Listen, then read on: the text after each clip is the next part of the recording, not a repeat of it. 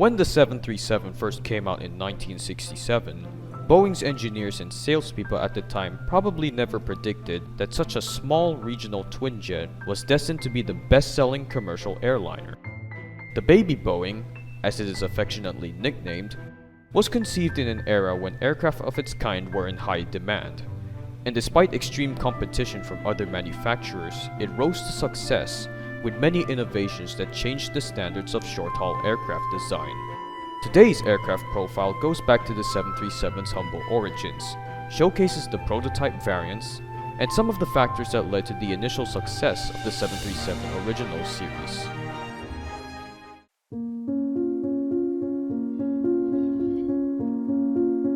Boeing's first venture into making airliners for short-haul routes was the 727 trijet, which first flew on February 9, 1963, and entered service with Eastern Airlines in 1964. With its success, Boeing saw the need for a much smaller aircraft to supplement the 727 on shorter routes with poor airport conditions.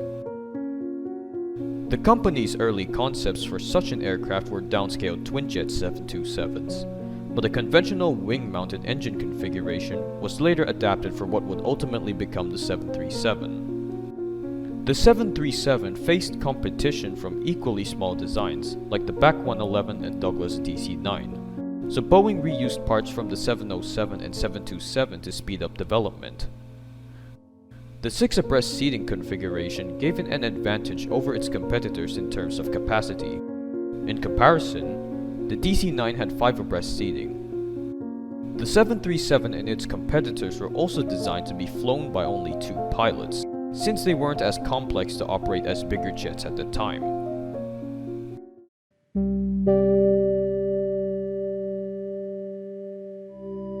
Assembly of the prototype 737, registered November 73700, was completed in January 1967 at Boeing Plant 2. It flew its maiden flight 3 months later on April 9, piloted by Brian Weigel and Lou Wallach.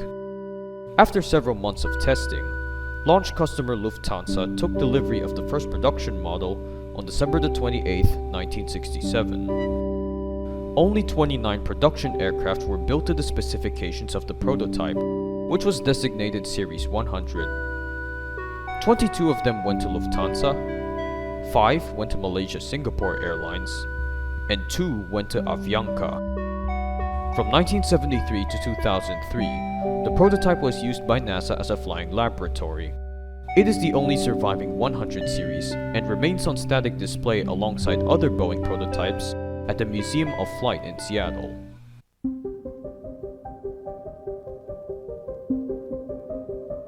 The next variant, and the first successful version of the 737, was the 200 series, which was a stretched version of the prototype.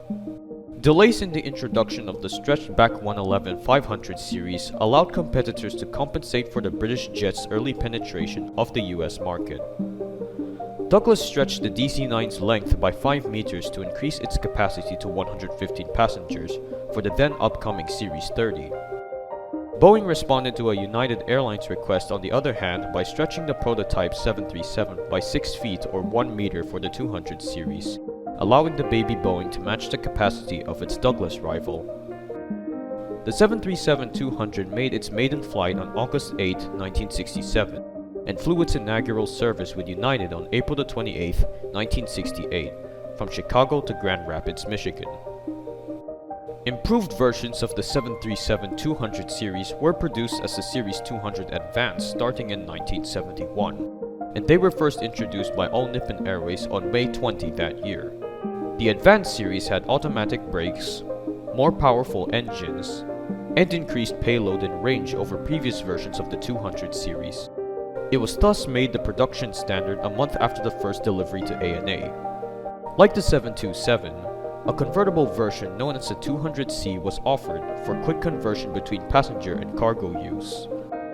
Recognizing the 737's short field capabilities, Boeing offered gravel kit modifications for the 200 series for operation on gravel runways and to prevent foreign object damage. This made it ideal for airlines operating out of underdeveloped small airports, most especially in northern Canada, Alaska, and developing nations where the 200 series is commonly operated. Production of the 200 series ran from 1967 to 1988. The 1095th and last aircraft was delivered to Xiamen Airlines in August 1988. Free cocktails for everyone, and a schedule you could depend on.